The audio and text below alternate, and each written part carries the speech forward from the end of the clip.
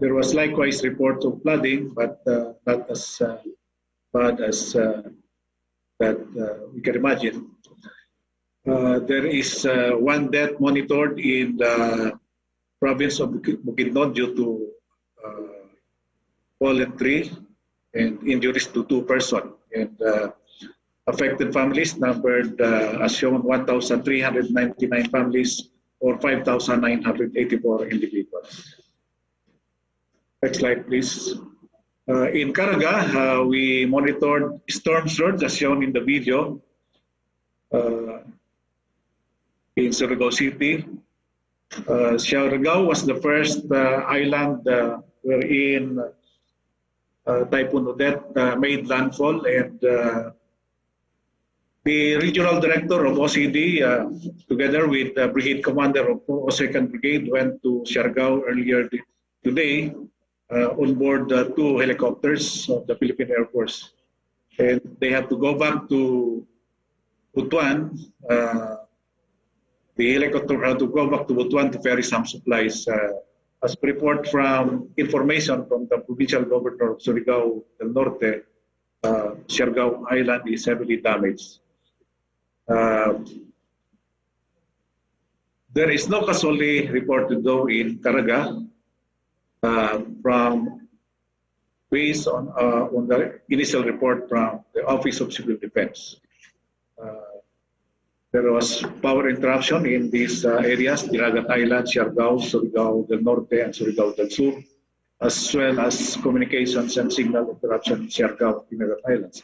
We are intending, Mr. President, to bring in a very small aperture terminal from BITC based in Butuan that will be ferried tomorrow morning so that it can provide satellite, voice, and data communication in the operation center of the local government units, as well as provide Wi-Fi services in limited radius from that VSAT technology.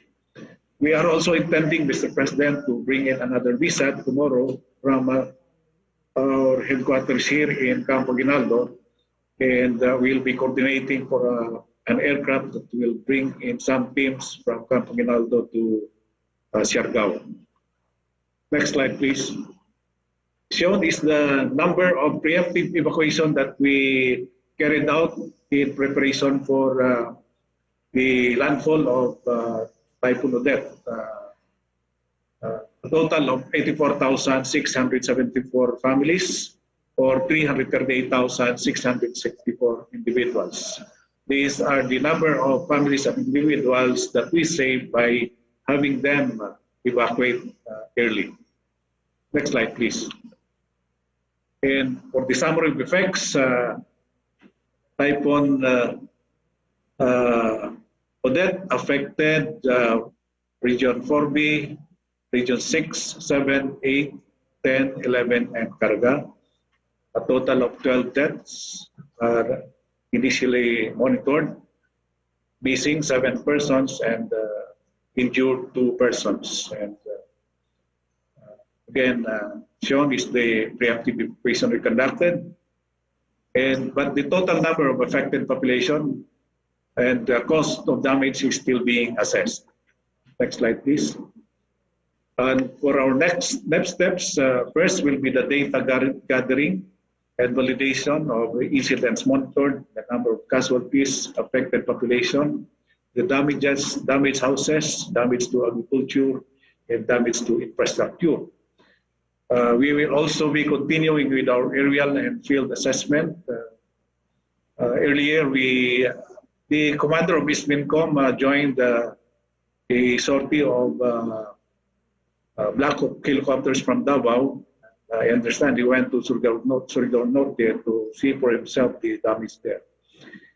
We have to restore immediately power and communications and continue with the search, rescue, and retrieval operations being conducted.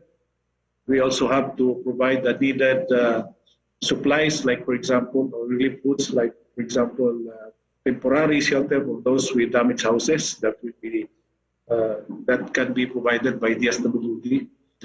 The provision of food supplies and other relief goods that will be given also by DSWD and the support of the Office of Civil Defense.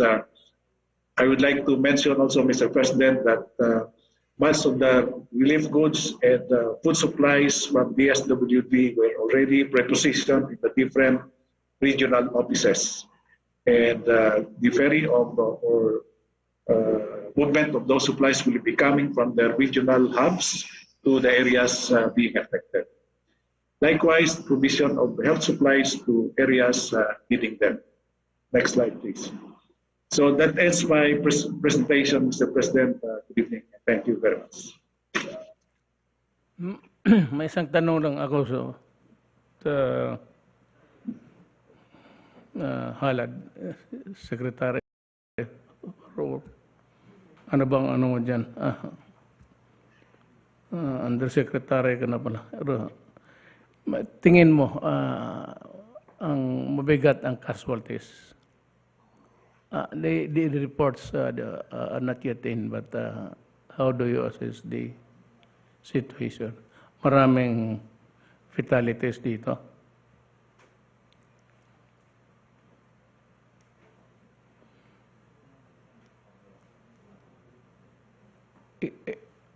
I can't... Pakiulit lahat kasi walang sound. The audio yes, Mr. President, sa ngayon, ang monitored or initial report of casualties numbered about 12 in total coming from all those regions affected. And wala ring monitor na report na landslides na madalas in the past typhoons ay big contributors of casualties. But hopefully in the next few days in the conduct of more assessment by our LGUs and regional government agencies involved, there will be no more casualties be reported. But we're doing our best, Mr. President, to collect the needed information with the help of the local government units and other agencies involved. I would like to correct also, Mr. President, that based on an information from the governor of Surigao Norte, there are 2 deaths reported from the island of Surigao, but that is also being validated as of now. Okay. Are you going to the area when? I intend, plano namin, Mr. President, to proceed to Siargao tomorrow morning. Because although nauna na doon yung brigade commander ng 202nd at saka yung regional director ng Office of Civil Defense Caraga galing sa Butuan, and they will go back again tomorrow. Food supplies will be coming from Butuan to Surigao, utilizing Philippine Air Force helicopters. The airport sa Surigao is okay. As per information from the area, yung terminal ng Siargao was damaged, but the runway is usable, Mr. President. The runway is good. Yes, sir. Take off on land. I'm flying tomorrow to the area.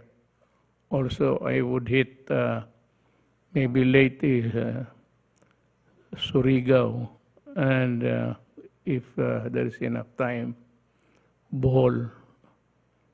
Then day after, I would try to visit Cebu. Then dito sa eastern side of the islands, Bacolod, Iloilo. How's the situation in Iloilo? Not much damage. We are still getting information from Region 6 who We did not receive any report of any untoward incident in Mr. President. The path of the typhoon was south of Panay Island, so we expect no problem in Iloilo. As I've said earlier, merong flooding doon sa Negros Occidental, which is the direct path of Typhoon Odette. I am not so much worried about damage to structures, infrastructures of government. Ang ano ko is, ang takot ko kung maraming namatay. I am as eager as you to go there to see for myself. We are trying to raise the money. I was also late. I was talking with the budget. Alam mo, depleted yung budget natin immensely because of the COVID. Naubos talaga yung pera natin.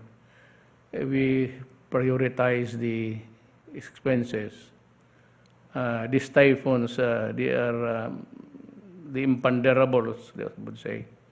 They would come, they would not come, but itong COVID, naubos ang pera natin. So we're trying to scrimp how much we can raise so that we can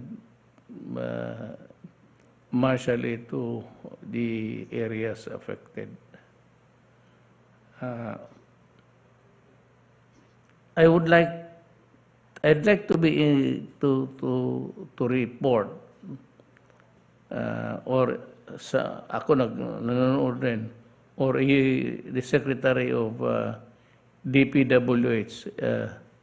That's one worry. I mean, trying to call persons there, but I would want the Secretary to make the report to us.